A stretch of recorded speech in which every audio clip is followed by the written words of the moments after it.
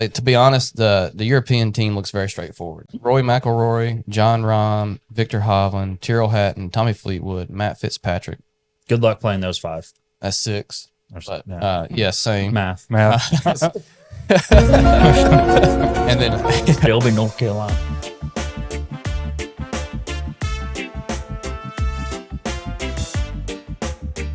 Welcome back to episode 18 of Loggerhead Golf Podcast. Excited to be back in the studio. We took a little bit of a break to pump out some more content for you guys, so appreciate the love on those videos and all the new subscribers. Welcome. So we'll hop right into it with a dominant performance for the last 2 weeks with Viktor. yeah, how about him the last couple of weeks? Unreal. How much money did he make? 21.6. Total 33 million. That was this year. That was this year, and Yeah. I think it was he won. 21 million in 8 days. That don't suck. Doesn't suck. I'll do it for 10%. I'll do it for 10% for sure. Do a lot. Whoa. Wow. Yeah, that was pretty. I mean, I'm glad the after his performance last week at the BMW, I'm glad he pulled through. You know, I always feel iffy about these tour championships because you can get a winner of the tour championship that kind of didn't do anything through the season, but you know, he was a top 10 machine. He won at the Memorial. You know, deserving player. You know, I'm gonna go ahead and say player of the year, but we were going to talk about that, but or who we thought. but player of FedEx the year champion, whatever. I don't even know what you call it. I mean, I just want to talk about like the dominant performance. Yeah, of not only the BMW, but Yeah. the Tour Championship. I mean, shot 61 the last day, final round. I say to win the 63, BMW 63, championship. 61 last Well, day BMW. I I'm thought saying. say to shoot 61 in the Yeah. final round to win BMW championship, then turn right back around and shoot. He started the tour championship at 8 under, and then he finished at 27, so he shot 19 under at East Lake for 4 rounds. I see why they're redesigning it. I'm kidding. Well, I'll tell you one guy I don't want to redesign, Xander Schauffele. Never shot over par there. Well, he's Absolutely had not. 28, 29 straight rounds under par, so Yeah, that played was well too. that was a Yes, he did. heck of a performance. It's good to see guys rolling the ball well. Wyndham Clark played well. Yeah, he did. He finished solo third. Yep. Solo third. 16 under. Yeah. What did Yep. solo third end up Finishing making? third in the tour championship wins you more money. Than his major. Almost won twice as He won much. $5 million. Yeah, he almost won twice what he won for winning the U.S. Open. That's unreal. That doesn't suck. No, that doesn't suck I'll either. do it for 10%. Yeah. Okay. And it does bother me. We were talking about this yesterday about it's not about the money, according to one tour player. Wise. It's all lies. So John Rahm had a breakdown in an interview when somebody asked him about the money. But, I mean, to me, is a valid question. Because when they started this FedEx Cup playoffs and the whole thing, the number one draw for the FedEx Cup playoffs was what? It's the money. It was the money, right? Because it was going to, at that time, was the largest purse they'd ever played for a $10 million bonus pool. And that's all they talked about was how much money the FedEx Cup championship is for playoffs and everything. And they've just kept adding to that pool of money. So, yeah, I mean- to me, the number one I mean, factor for about the these FedEx Cup is the money. Well, and also too, they set the format up to only make it about money because anybody that's starting outside the top 10 has no chance of winning right. because they handicapped it. So therefore, what is numbers 10 through 30 playing for? Are they playing for They're pride? playing for money, a bonus pool. Yeah. Okay. Yeah, Exactly. exactly. I mean, Taylor Moore finished 30th. I'm pretty sure he's extremely happy to be there because why? He got $500,000 for Exactly. 30th.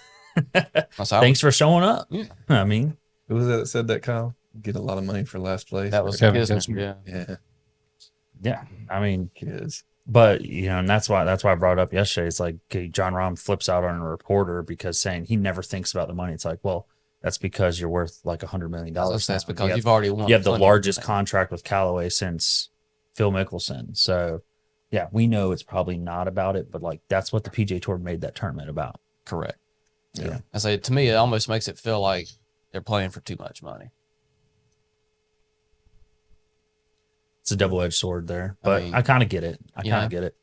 $6.5 million, second place. Yeah. It's great. Well, it's just like when Xander got it within 3 shots, and they were like, Well, "There's it's looking like it's going to go to 2 on what 14 before before Hovland made his par putt, Mhm. that long par putt. I was gonna say, I mean, the announcers were talking about it, the $6 million difference between first and second place, Yeah. and they're like, I'm sorry, that's going through my head. That had to be going. Like Viktor said it after the round, like he was like, yeah, it's kind of hard not to think about, Yeah. And then the guy I feel bad for because he just absolutely threw up all over himself on the back nine that cost a lot of money. Shank. Yeah. No one would have expected him to be on the leaderboard. Next thing you know, he gets into fourth place. Well, he really could have been solo third. Yeah, he could have been solo third, and has 2 double bogeys on the back nine.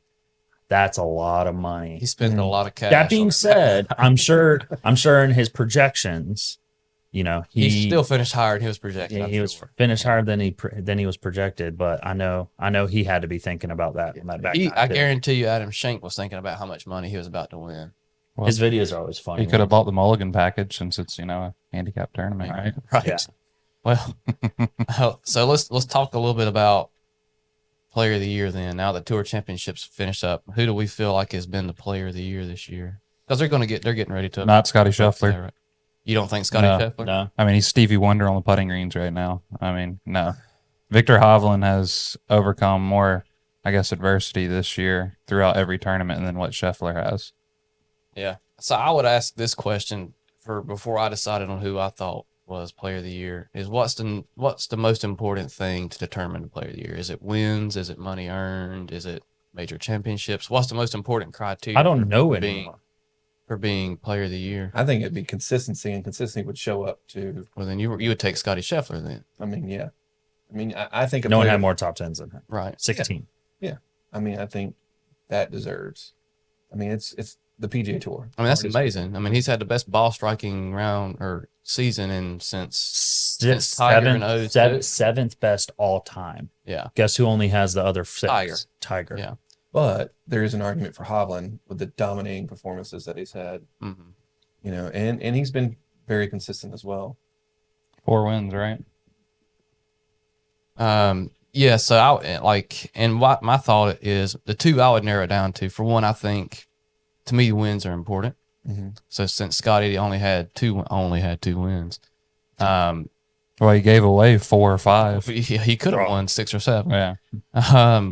I would probably I'd put him a rung below, I would say, Rahm and Hovland.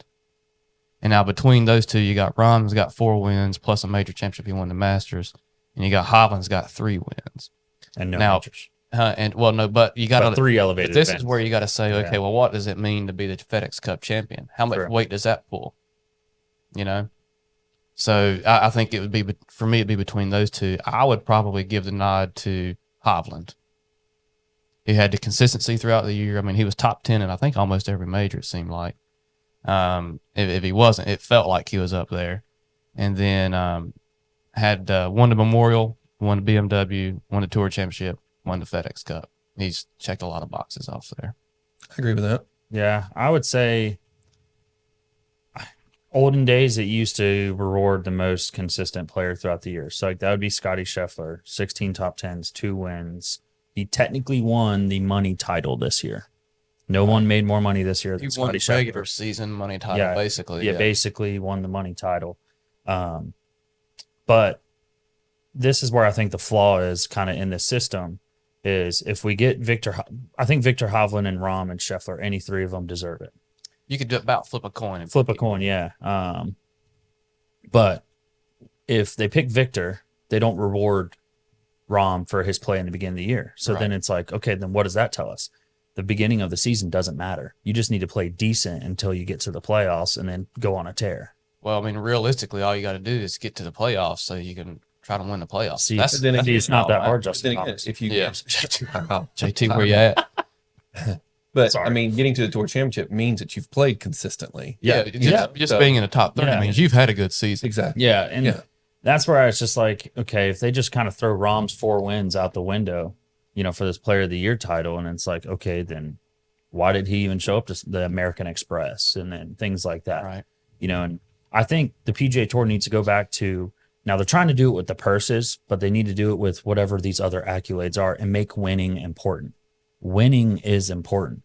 And I think when they they devalue wins. It hurts the guys like the Lucas Glovers, the Brian Harmons that get that win in 5 years, because Right. I kind of think the PGA Tour is going more on a route where they're just trying to reward the big names. So it's kind of lessening the win value of the other guys. I say it feels like, especially with designated events and elevated purses and all the stuff that's going on, that they're really trying to bump up their superstars, which, I mean, you can't blame them for that. But the journeyman pro that's been out there grinding away for 5, 10, 15 years on tour and finally breaks through and wins, that doesn't seem to carry as much weight any longer to the PGA Tour. Yeah. I mean, it's a big organization. We've all learned within the past year how much money the PGA Tour actually has. They have a lot. Yeah. And they haven't really dabbled into a whole lot of it. So, now there's more questions. I just think when you look at all this stuff, you can't really worry about, I think they need to go back to rewarding whoever has the most wins. Yeah. That's John Rahm. So John Rahm would probably be my pick. Wins are What do you think, important. Rob? I think you also have to look at the tournaments that they do win, Yeah. because there is some, like the Tournament of Champions, I don't feel like should play any role into it at all, because obviously you had to win to get there. So, I mean, if that's your only win at the start of the season, and then you've got a guy like Lucas Glover who gets those 2 back-to-back wins going into the playoffs, what's more important, the 2 wins at the end of the season or the Tournament of Champions, which you had to win to get there? Yeah. I mean, Yeah, it's it. That's So, I mean, because like the Memorial, even though like it's probably one of the most stacked fields next to the Wells Fargo in terms of player world ranking, because that's always been So, I mean, I feel like that holds more providence than some of the tournaments Ron won. well, it's considered a designated event Yeah. as well too. That's what I say. If you think about it, Hovland won a designated event at the Memorial, a designated event at the BMW, and a designated event at the Tour Championship. Well, how do those stack up against regular PGA Tour events? How do they count against majors? How does the FedEx Cup Championship or the playoffs champion? How does that count against majors? What's the hierarchy of importance there? I think the designated event should probably hold more weight because you're going to attract a better field. That's the And thought. so you're playing against better players. I feel like it should be heavily weighted towards the winner. Yeah. I definitely agree with you guys. So I guess that leads us into Ryder Cup. Yeah, well, we want to talk about Ryder Cup. The captain's picks are scheduled to come out sometime today, right? Yeah, I think around 1 or 2 today. I was going to say, well, we should, I guess, preface this since this is recording. At the time of this recording, we have not seen the captain's picks yet. Correct. Okay, we're making predictions what we think captain's picks are. Very well, by the time this gets posted, the captain's picks may be out. We might look like an idiot. Especially after that, the supposed leaked file yesterday. Yeah, well, So let's talk about who's actually on the team. We got Scheffler, Clark, Harmon, Cantley, Homa, and Shoffley. yeah. And so we've got a lot of question marks here. And the biggest controversy one that I've been reading about and watching is Koepka. Well, so to me, with Koepka, so the top 6 of the names you just read off, they're automatic qualifiers. They don't have to worry about getting picked. They are on the team. Now, after our conversation last week, I'll go out and say, you know what, I was somewhat wrong. After watching the FedEx Cup, those top 6 deserve to be there. Absolutely. The USA has a lot of holes after them. Yeah. Mm-hmm.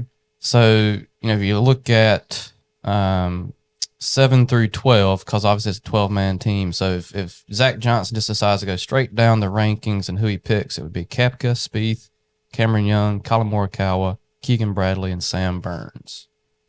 Now, is there anybody in those names that we would maybe skip over to go down and pick up a Fowler, Colin Morikawa, a Justin Thomas, we're going to talk about a minute, Lucas Glover? Is there somebody down here in this, Tony Finau? 2 wins this year. Yeah. I think you got to pass on Sam Burns You kick out Sam Burns, and Colin Morikawa. but what about his performance in the playoffs? So he did one thing, and He didn't. And Colin he- Morikawa didn't. I see. Here's the thing. All right, so Colin hold on. Morikawa had 2 good rounds in the playoffs. All right, so here, but at least he's in the playoffs. All right, We're gonna allude to that, but I'm just saying, based off, he didn't win anything this year. See, that's part of my reason. They're not rewarding players for the wins. Okay, if this is just a beauty contest, then they don't even need to have these FedEx Cup points as qualifying points. Just make 12 captain's picks if it's a beauty contest. Basically, yeah. I think it's based on the consistency throughout the year, but then the biggest thing I'm looking at if I was a captain is how did they finish the year? Well, you got to think. How are they too, trending? How's their game looking? This is really, I mean, a 2-year rank. Like this is really their performance over the last 2 years. Yeah, but they really only use this this year's FedEx Cup to do that. So, to me, so then Cam Young should be on there and Sam Burns should be on there. Sam Burns had 5 wins in the last 2 years. right? That's why they got so many points. Well, here's my thing about Sam Burns. I think Sam Burns deserves to be on this team because he won the WGC match play this year. Yeah, exactly. And he dominated. You got to look at match play dominated. performance. Yeah, that's a good. But to me, you got to look at who's likely to get picked, right? So you got Koepka. All right, so he won a major championship. Now he's played on the Live Tour, but so the only really tournaments we've seen him in are the majors. So he is 7th in the rankings based off of his performance in 4 tournaments a year. Yeah, that's what Scotty Scheffler alluded to. He said even if he would have played left-handed in a regular PGA Tour event, he would have already been He'd be an automatic. He said one tour event, yeah, right? literally one tour event. All he needed to championships ran by the PGA Tour. Yeah. Just So like he- the Ryder yeah. Cup. So So- I mean, He's you're right. He's on the team. Yes, I think he's got to be. He's got to be. Jordan Spieth, he has to be on the team. you think so? I would pick him over Morikawa because, like, the way that I view this is the Ryder Cup to me is like every Sunday in a tour event when you're in contention. Morikawa has folded under pressure the entire year this year on Sundays, except for last week. So you're telling me one good week is an underlier for him shooting well over par. Most of his Sunday rounds. I was gonna say he folded on the back nine this past week. He did start out 3 birdies and then started throwing up all over the green. If we saw Friday or Saturday Morikawa every day in a tournament, then you can make a better point. But his putting, and I know I'm being an armchair, And I guess we should preface this as well too. So the Ryder Cup captain's picks, the U.S. team, and how they do their captain's picks got changed a little bit a few years ago to where this is the first one to where they could make more. The captain had more control of the team, could make more picks, and grab the guys that are playing well at this moment, right? So like that's what you got to look at. To me, you got to think about how these guys 7 through like maybe 15 to 18, how have they been playing the last couple months? And if we do that, I think we take a Glover too. I think Glover has to be on that team. I think Keegan Bradley too. Same. Keegan Bradley has to be on that team. Not to be agreeing with everyone here, but if there's one lock in that first couple names, it's Keegan Bradley. Right. Keegan Bradley said he revamped his entire game to make the Ryder Cup team. Nobody wants to be on this team more than Keegan Bradley right now. Yeah. I mean, that's all he's talked about. He says he thinks about it every second of every day. I think the only one that's a wild card. Now, if we're going to reward him for his recent play, the last 2 years, he kind of deserves to be on the team. But the wild card's Cam Young. Cam Young has constantly showed up in big tournaments. Yeah. He top 5'd in 2 majors this year. I mean, he's been there. He was a big finalist stage. in the match play as well too, wasn't he? Yep. Yeah, he lost to Sam Burns. You know, so in which obviously the match play tournament's not going to be a thing anymore. So Sam Burns the last match play winner. He's probably the biggest wild card. So to me, all right. So we're going to assume that Zach Johnson's not going to just go straight down the top 12. He's going to go down 13 somewhere beyond 13 and pick up somebody. So those names are Ricky Fowler, Danny McCarthy, Justin Thomas, Lucas Glover, Kitayama, Russell Henley, Will Zalatoris, Harris English. You don't have to say Tony Finau. You don't have to say anymore. Right. So who are those players? And I think we'd probably star Ricky Fowler. We've already mentioned Lucas Glover. Would Zach Johnson want to go down the list to pick somebody up? Probably based off the President's Cup play, probably Tony Finau. You think he'd go all the way down to 21? I don't think he's going to. No, I think he's going to unfortunately do the People's Choice with Justin Thomas. But I think with Finau's Ryder Cup / President's Cup performance, he's done really well. I think Justin Thomas is a good talking point here because number one, I think, and this is my opinion on this, and I like Justin Thomas. I'm a Justin Thomas fan. However, I think the most disappointing pick Zach Johnson could ever make. He's just not playing well. Right? He's not playing well right now. Face to the other, whoever he leaves off. Think about the guys he's got to pass up to go down and get Justin Thomas. Who is he going to leave off the team? And if you're basing it off past performance of Ryder Cup, then okay, I understand. I can understand it, but that doesn't have anything to do with how he's trending right now. And I think we have to base All it right, on so if that. it's about past performance in the Ryder Cup, hell, he needs to pick Mickelson then. His Ryder Cup history is longer than Then Europe's definitely going out. Homer's Odyssey. Then Europe's definitely going out and getting Sergio. He's the greatest match play player of all time. If it comes down to history, I mean, go No, grab you're Tiger right. Woods. It's I think right now, and this what makes the U.S. team so hard to root for. Every year they always have some beauty contest person they need to get on the team because Justin Thomas, when he's not playing, he's going to be chugging beers with the fans, and it's great for media and stuff. But he played like people don't realize how bad of a year he had to not make the playoffs. How bad of a year. So why are you going to reward him? Because he's only up there because of his world ranking. Right. So And he why? basically can't lose his world ranking. And you can't lose your world ranking when you won a major championship last year. You're never going to fall outside the top 20. Yeah. So you can miss every cut and you won't fall out. But so like the whoever he gets, and we all know this, he's going to be on the team. I think you got to pass up too many players to get down there to Justin Thomas. And you really can't make a justification for why you went down to get him. Now, just below him, 16th in the rankings, is Lucas Glover. And I think you can make a very strong argument for throwing him on the team. To me, he is the example of why they've gone to this captain's pick system they use now, because he's the hot player at this moment. He's the guy you go down and get. Well, I agree. I like to use the Justin Thomas situation like we did the last couple Ryder Cups. Everybody hated why they picked Kevin Kisner the last Ryder Cup. But the reason why Kevin Kisner was up there and was in the conversation is because he was playing well and he had multiple wins.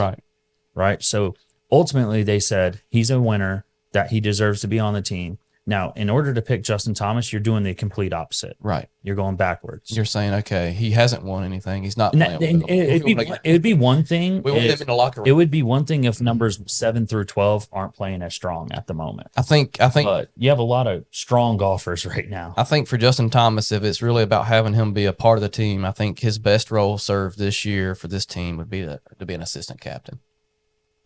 Well, that's made for all like the weird, the I mean, Freddie if couples, you want him there, So to me, my picks where I would go. So my 7 through 12 on the team that I would take to the Ryder Cup would be Brooks Koepka, Jordan Spieth, Cameron Young, Keegan Bradley, Ricky Fowler, and Lucas Glover.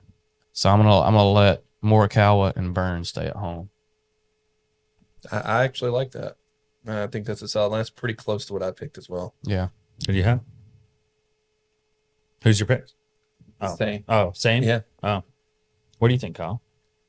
I still think like if they don't pick Keegan, then something's wrong. Now, I mean, my favorite part about what Keegan to this day has never unpacked his suitcase from Medina because he was so disgusted and disheartened with what happened, and that's why he started this whole revamp. It was started playing really well at the Zozo last year, ended up winning, and then that's when he made that that bold statement at the Zozo. Fast forward a few months later, picks up another win, and he's just been trending. So I mean, I think when you've got the fire and the tenacity of someone like Keegan, that's going to amplify through the entire team. And you don't have to question whether or not he's playing well. Yep. Yeah. It's kind of the same thing with Glover is with this, and we're going to talk about it in a minute, with the switch to his putter. It's got him the most confident he's been in 10 years in his golf game, and obviously with 2 back-to-back wins, which and that heat that they played in plus the modern tour, that's tough to do. Not just how hard it is to win once on the PGA Tour, but to win back-to-back on the PGA Tour, I'm going to be a little different. I'm leaving Spieth and Morikawa off the team. And Spieth would probably be the next one I would Then I'm pick out. Spieth and Morikawa off, so that means Cam Young, So you're going Burns, Koepka, Keegan, Young, Sam Burns, It's changing. and Keegan. Yeah. No, I'm leaving. No, I'm changing out essentially. I'm taking out Spieth and Morikawa and putting in Ricky and Lucas. Okay, and you're leaving Burns in. I'm leaving Burns in. I think he deserves to be on the team. I mean, no one's played better than him outside of him the last 2 years. Right. So that's our own system at work. Yeah. And I'm a big thing. If the systems don't work, I think the Ryder Cup needs to go to just having 12 captains picks after this. Because truly, current play doesn't mean anything. Yeah, rankings don't matter. I don't know.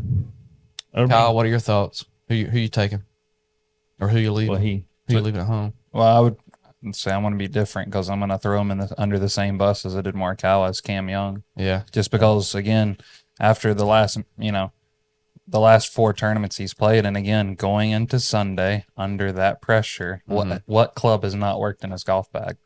The putter. yeah. He's a ball striking clinic off the tee box, off the fairway. As soon as he gets on the green, couldn't hole a putt if he bought one. Right. And under this pressure that you're going to be playing on in Rome, on European soil, well, across the pond soil, as we'll say. I always say, to me, putting stats don't matter in match play, because every putt is its own. Every single putt is its own situation. Scotty Scheffler's putting everything. Yeah. If I'm playing against him, yeah, he's putting. The ball's going to touch the bottom of the cup every hole. 2-footer. I'm sorry. Let's see Mark it. it. Yeah, don't look at me. Scotty. Let's see it. I mean, no friends here. Anyway, How do we feel like if we stack against Europe? I was going. Well, real quick. So. What are your thoughts on Wyndham Clark? I know you had some opinions about that last week. Yeah, on our Ghost podcast. I still feel like he shouldn't be on the team. I mean, even after the Tour Championship, like, thank God he finally played good again for the first time in 3-4 weeks. I'm still saying he's going to be the flop. You think so? I think he'll be the flop on the team. I don't know. I would say, and I'd love to be wrong. Like, that'd be great. I think he's going to do well. Yeah, and that's fine. But I think he's going to be the biggest flop. And here's why. I think if you look at his performance at the U.S. Open, which obviously that's his major championship this year, that's his big breakthrough. Look at how he played on Sunday there. Balled out. Yeah. He was determined. He was not going to lose that event. This golf course is a driving golf course. He went out and won that tournament. I mean, he, Cam Young, Patrick Cantlay, Viktor Hovland. Like, you look at all the guys that are playing the best in the world, they're driving the ball the best right now. And then they're putting us, obviously. The reason why Scotty Scheffler's not winning is because he can't putt.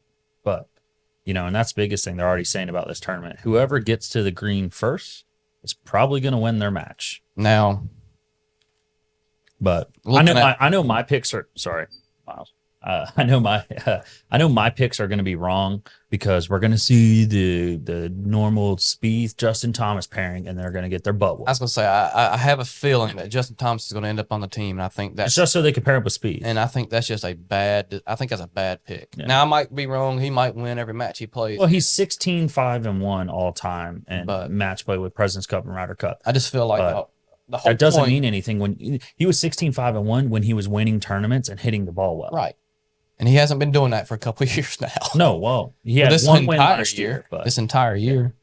All right, so move on to the Lucas Glover putter. Move on to the European team here. Let's make this quick. Yeah, I was gonna say, to be honest, the European team looks very straightforward. I think they just go down the list. They're going to go down the list. Well, that standings is different. They need to go down their world ranking. That's what I got right here. Perfect. Yep. So you got Rory McIlroy, John Rahm, Viktor Hovland, Tyrrell Hatton, Tommy Fleetwood, Matt Fitzpatrick. Good luck playing those 5. That's 6. But, same. Math. Who do you leave out there? Oh, Hatton. Sorry, I said Hatton. And then you go on down. You got Seb Straka, Shane Lowry, Justin Rose, Bobby McIntyre, Andrew Murak. Is that his first name? I can't ever remember it. Adrian, whatever. Doesn't matter. Alexander Noren, the funny name, and then Shelby, North Carolina, and then Alexander Noren. If you look at 13, the first few out here, you got Seamus Power, Thomas Dietrich, Victor Perez, Beauregard. There's just no really stands out that you drop down there. Well, the Hogard twins have played 12. really good this year, so I wouldn't be surprised if they sneak out and get one of them. Because they've shown up in big tournaments. You get dropping though. I think their team's stronger than the Americans right now. I personally, when you look at normal play right now, they're stronger than. I don't know. The kid that's going to be a stud is Sepp Straka. It's going to be his first Ryder Cup, and he's a stud. So that's a big addition because we've had a lot of players not able to be on the team because the European team has already said they're not going to go out and get anybody on live. Yeah. So it's gonna be weird not seeing Sergio Garcia. Yeah. Yeah. You know, which he's technically by points, he's the greatest Ryder Cupper of all time. But I was gonna say now, and here's the thing: throwing Liv back in there for the U.S. team. Think about who U.S. could go and pick off of the Liv. Bryson. Yep. Mm-hmm. Bryson, Taylor Gooch. I would pick Bryson over Justin Thomas every Oh, day all of day the long. week. I would pick Bryson over 3 of those guys. Yeah. Especially in his shot 58. Yeah, and Bryson has a good record in match play and in these team events, the President's Cup, the Ryder Cup. He's played well in the past in these. Yeah, He's won Also, big too, matches. is when Bryson's not playing well, is he just packing it in and saying it's a slump, or is he actually out there grinding? Like I don't know. everyone, well, you do know they show him with lights on the range. I was like, yeah, freaking out on the he's range, like he's, yeah. you know, he's gonna figure it out. I don't know. There's some good players in the Live side of things that are going to get left at home. I'll be the Team Europe, and if USA beats them, then you guys can laugh at me. But I'm gonna have a European hat during Ryder Cup week. Well, speaking of grinding, you know, we just launched our next episode of Breaking 80. So talk about, you know, what you guys have been working on there with Blair as he grinds towards his end goal. For current subscribers and new ones, you've seen we've been posting our Breaking 80 series with local golfer / media personality influencer Blair Wheeler. We just posted episode 4 yesterday. Right. Mm-hmm. So which has been fun. You know, he came to us. He has a goal he's kind of been hanging out in that shooting 80s to 85 area for a while, and he finally said he wanted to actually get better at golf. You know, so the series has been fun. Yeah, he came to us with the goal of wanting to break 80, but also wanting to prepare for an event that he's playing in currently. Yeah, now. I was gonna say round 2's today. Yeah, the World Am. So what have we seen so far, Daryl, on our Breaking 80 series? What are the first 4 episodes? What have they shown us so far? Well, we've kind of taken the team approach to this thing. So highlighting each of us as individual instructors, but also how we work as a team together here at Loggerhead. We each have different aspects that we find ourselves good at, you know, but we all have one goal, and that's to try to get Blair to break 80. So I think we started doing the initial evaluation of his golf swing, and we formulated a game plan to move forward with that. Mm-hmm. And then we took a look at the equipment side of things with doing a gap fitting, learning how far he hits each club. And then you guys took him out on the golf course. And we also did, Caleb did the indoor lesson with him. I was going to say, we had, so episode 1 was kind of that evaluation process. Episode 2 was the lesson. Lesson, where we worked on full swing, gave him some stuff to work on there in practice. Episode 3 was where you worked with him on short game. Showed him some bunker play shots, some pitching and chipping around the greens. And then episode 4, we did the gap session, looked at how far he hit each of his golf clubs, and then went out to the golf course to start to kind of game plan. How do we want to break down a golf hole? How do we start to play golf? Yes. Yeah. Right. And and I was going to say, and for those of you, and with Blair's goals, right, and that's why Daryl did the original assessment. If you're kind of in that area where you can't break that score, you know, shooting 81, you know, no matter what your goals are, if you want to change, you do have to make a change. So I know for Blair, it's vulnerable, right? Yeah. It's easy to be vulnerable there, knowing that, okay, I tell people all the time, if you're not breaking 80, there has to be a swing change from where your current status at. So it was a tough change for him to make, for sure, you know, but it also shows that, you know, with access and stuff, you can do it. Yeah, I was going to say, like, what was it? Why did we decide to do this series? What was our goals that we wanted to accomplish out of it? I think it really highlights what we do here. Player development is really huge as part of our academy. And it's not so much just giving a singular lesson, but it's really partnering with the client to understand their goals, what they want out of their own golf games, and then formulating a plan. And how does that actually happen? And do we have to focus just on the golf swing, or do we got to take a well-rounded approach and look at every aspect of their game? You know, what is their short game? How many putts around do you have? You know, can you get up and down from multiple different lies? And that's what I challenge Blair to do, is show me in his eyes, in his brain, how do I hit this shot? describe to me, how are you going to get this up and down? What shot choice would you use? Yeah. And my shot selection is going to be different than his because it's all based off percentage plays. You know, what shot can I hit at the highest percentage from this certain shot? And so working with him to understand his strengths and his weaknesses I think has helped him kind of get to a little bit better scoring average. But at the same time, we can only prepare him to a certain extent. And when you tee it up, if you've never teed it up in a tournament, it is a completely different animal. The moment you have a starter up there with a tent and they are announcing your name on the tee and you've got people watching, that's a lot different. And the worst means golf something to you. And it you know. means something to and you. the worst golf drug ever that everybody takes, expectations. Yep. Yes. Worst golf drug ever. Yep. Right. And that's the thing. It's going to be tough. Right. Mhm. We know he struggled yesterday in his first round. Yeah. You know, but the cool thing is doesn't mean you didn't work hard. Right. No. You know, so it's, That No, first I'll first be honest tournament with round you. is always hard. yeah. I told Blair, I talked to Blair last night, and I said, be honest with you. I said, I expected that.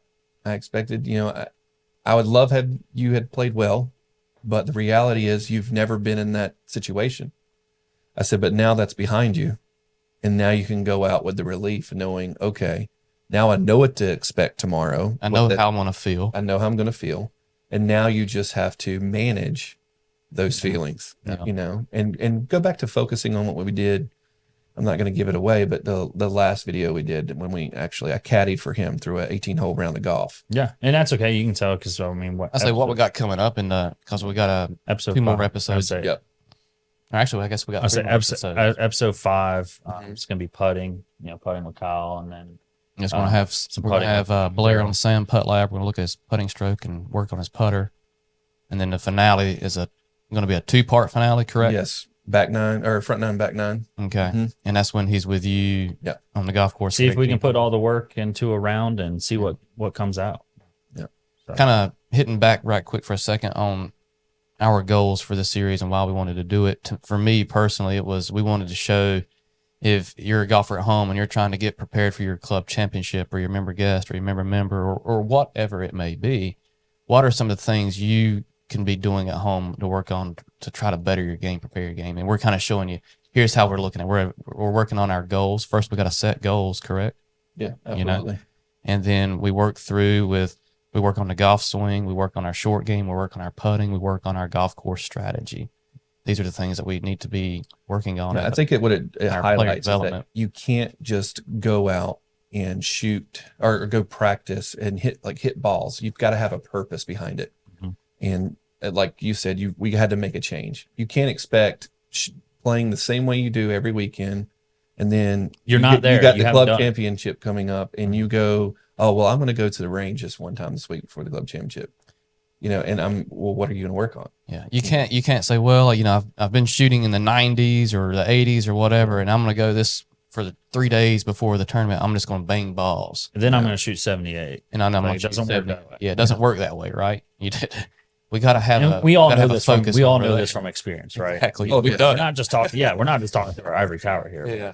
We're living that. The biggest thing with me for this series was to show, because we kind of hear it a good bit, being that we are an indoor facility. It's like, well, it's indoors. And it's like, well, we go outdoors as well, Right. right? And that's just the biggest thing is we can really kind of keen in on some very easy, good changes in the bay. So when we go out to the golf course, it's like, okay, how do you implement that?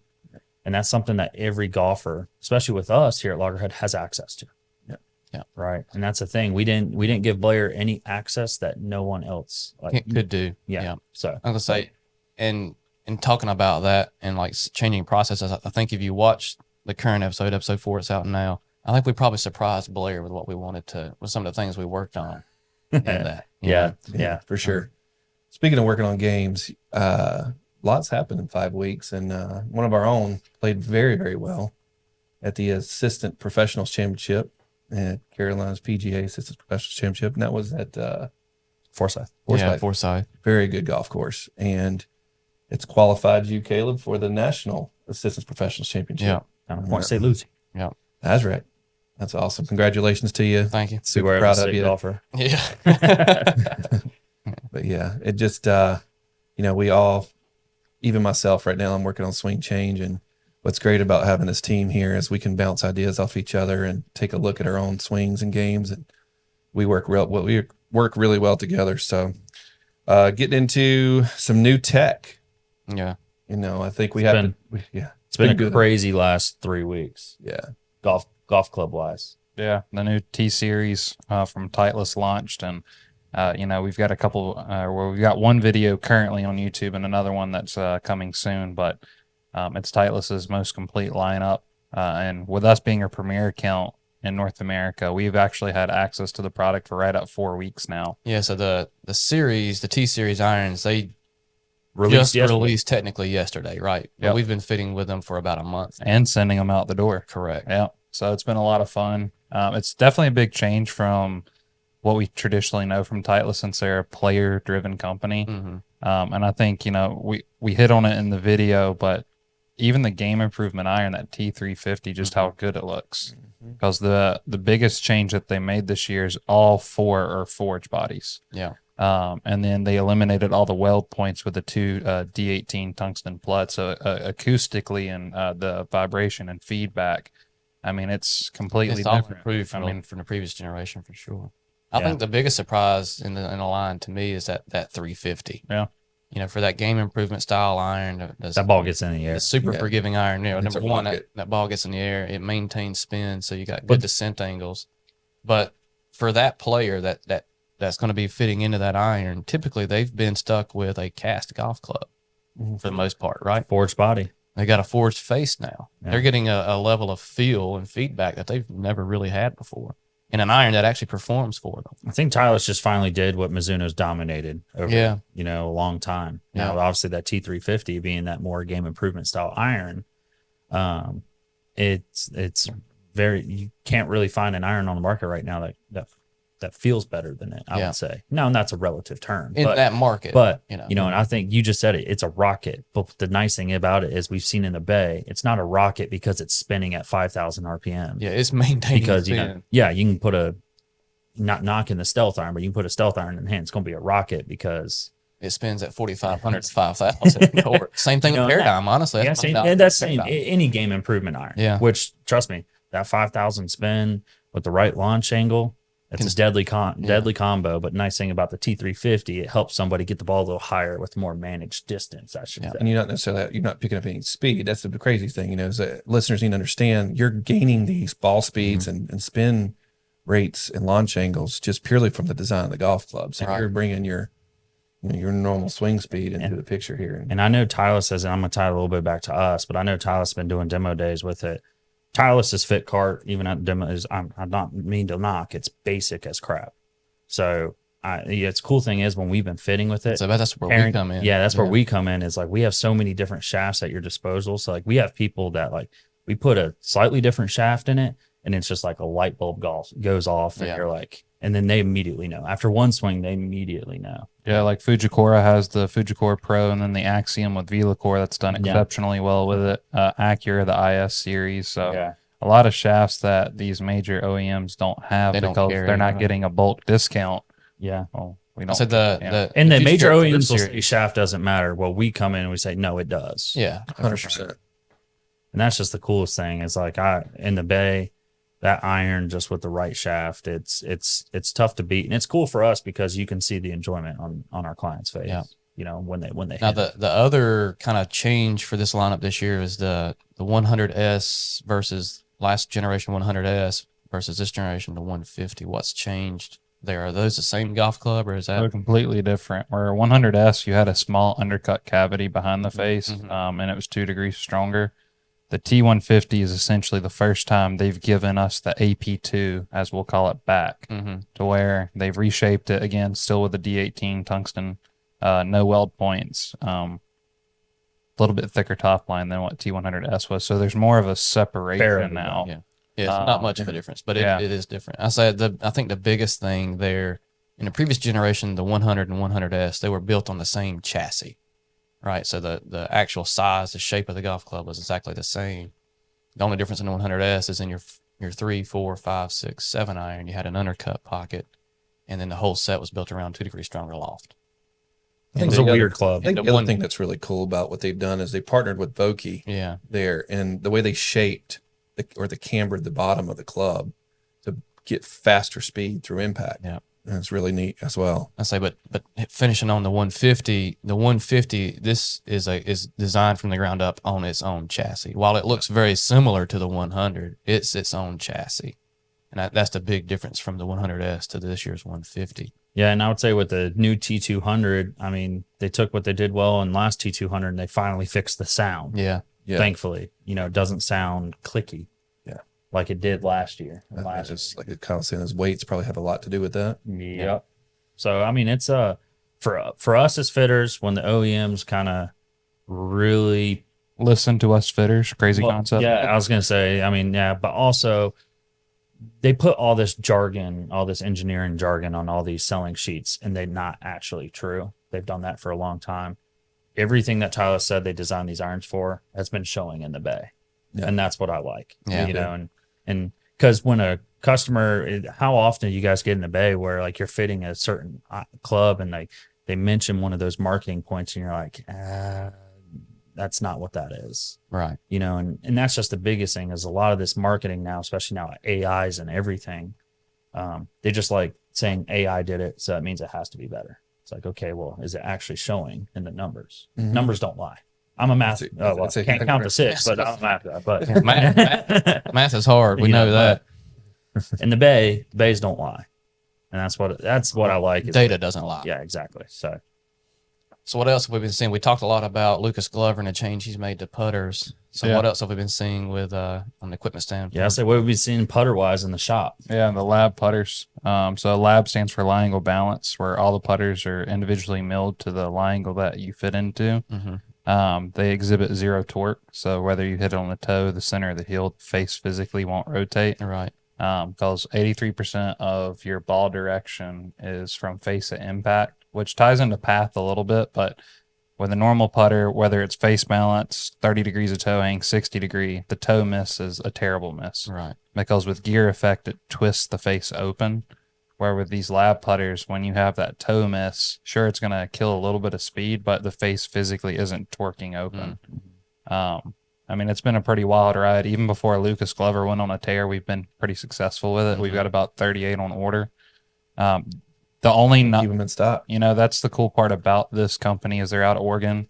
Every putter's made to order. It's not something that's mass produced. So yes, it is the same price as a Scotty Cameron. And this isn't a knock. Like, I'm obviously wearing a Scotty Cameron hat, but you're getting a one-off putter to you versus something that's mass produced that just happens to be expensive. Right. And what's really cool is like with Lucas Glover's, it's fully custom. So it's got the platinum finish and then the TPT shaft, which is a $350 upcharge for that graphite broomstick shaft. Mm-hmm. But you can also personalize these putters with 8 different colors, 3 different types of weight. I was gonna say the weight part is Yeah. what's like That's like cool the for me. customization Yeah. levels that you can get. it's like not one putter and you're stuck with how that putter weight is from the OEM. You can decide if you want a lighter, heavier, or mid-weight putter. And that's what's cool compared to a Scotty Cameron, a Bettinardi. And Evenroll's done a better job with this now with the new kit. But traditionally, in order to make these changes to a putter, you have to buy the putter at full retail, send it off to either Chicago for Bettinardi or California for Cameron, pay another $350 to have the putter refinished so that you Right. can. And then if you want it reweighted, it's another 100. So, I mean, the same putter that you're getting from Lab between $449 and $999 would cost you $3,000, $4,000, $5,000 with other manufacturers, and there's real tech behind it. It's not marketing. Well, my biggest thing is, yeah, you're right. It's not marketing, and not only that, it's really the only putter on the market right now that's actually forgiving. Yeah. Well, and how much are they paying players to use it? Zero. They're not paying Big anything fat for the zero. Yeah. Maybe Adam Scott. How can you not pay I that? say you got to be paying him something. He's been using it for like 5 years. Yeah, if you guys haven't checked out the video, there's a really nice video on the Lab Golf website. Demonstration. What's the The device? revealer. The cradle. revealer. Yeah, we actually have it on our YouTube page Yeah, I was as gonna say well. Kyle did. We've got about a 22-minute video, and then we will have some broomsticks in, just like Glover and Scott's next week. So we'll be filming a broomstick video Yeah, review. Other 30 customers that are waiting on yours, well, they're going to be here soon. Yeah, I was gonna say we We kind know of you're joked excited. about it, right? Yeah. But how many people came in asking, do y'all have Lucas Glover's putter? A ton. Yeah, We've got 7 on order right Yeah. now. One guy actually ordered 2. right. He wanted one for his house here and one for the other one. I just think I just find that funny. You know, Yeah. Yes, and that's a cool thing. It's like, yes, it is our job to sell golf clubs. That Yeah. said, if the golf clubs work, that's why we're so happy to sell it. yeah, Well, the other cool part I would not sell you something if it didn't work. with this putter is the putter you see on TV Mhm. is the actual one you get in your hands. Right. Where Who else with does that? well, for a lot of money, another company, but with most so you have to- depending on how big your manufacturers, pocket is, you can do it about anybody. yeah, because with a Circle T, they're $5,000 to $10,000. And the PLD program with Ping, you can Yeah, do that too. $1,200. Yeah. But even Ping's off the rack PLD is the same putter on tour. But that's what's cool is if you want Lucas Glover's exact putter, I've got the specs. It's 45 inches, 77.5 line angle. With that shaft, we can order it. Yeah, Like if you want the exact putter, you have access to it. And you can putt with it. yeah, that's the cool part is all you got to do You is may not make anything. You can get. I'll say you still need to learn how to read line and speed, but Yeah. at least you're going to look good. yeah. You know. Maybe You're gonna look like you know what you're doing. Yeah. maybe if Scheffler can get his hands on one, maybe that'll help. Wow. Jeez. It's crazy. I can't get over his stats. We don't need to talk about it, but it's first in every strokes gained category. But I say Scheffler's putting. It looks like to me what I see with him is he needs to take whatever's in his right pocket, put in his left pocket, turn something inside out, put his hat around backwards. I'd say go full. Go full 10 cup on yeah, it 10 because it cup. don't look like there's really anything mechanically wrong. He just ain't Honestly, making the anything. ball is just not going up. Yeah, exactly. Some of those lip outs he had were brutal. He's snake bit. Get a lap putter. He needs to come see me. Yeah. That's why I said it kind of last week. We don't. I myself can't ever finding a reason to putt with it. But if I knew I was struggling with the putter, like struggling bad, I was down bad, I'm not gonna not try. Yeah, Honest exactly. With you, after playing with you and watching you with your stroke lab, It's not stroke lab. well, It's a BGT. yeah, I know. you know what I meant. His Odyssey. Your Odyssey putter, the one that he built Yeah. on the video. Had the most money made on tour. Sorry. you roll that really well. No, I'm not. That was a pipe shoot that somehow worked, and I like it. So, Yeah. but it's been a fun time the last few weeks in the bays. I mean, we have essentially the new Callaway irons hit the bays. So, the Apex Pro. Yeah. So new Callaway Apex are coming out. New Callaway Apex coming out. We're gonna see some. P790s out now. Obviously, G4 wedges. are I'll say coming. the new P790, which I'm actually happy about those changes. Yeah. From their previous model. So it's a good time for irons right now in the bay. Yeah. Good time for irons. So definitely, and if you obviously have any questions, listeners, stuff like that, reach out, let us know, what kind of questions, where we can help, right? And if you're here locally or close by, drive and see us so you can get all the goodies for yourself. That's right. Well, awesome. Well, Yeah. if you haven't already, turn on those push bell notifications and subscribe, and we'll catch you on the next one.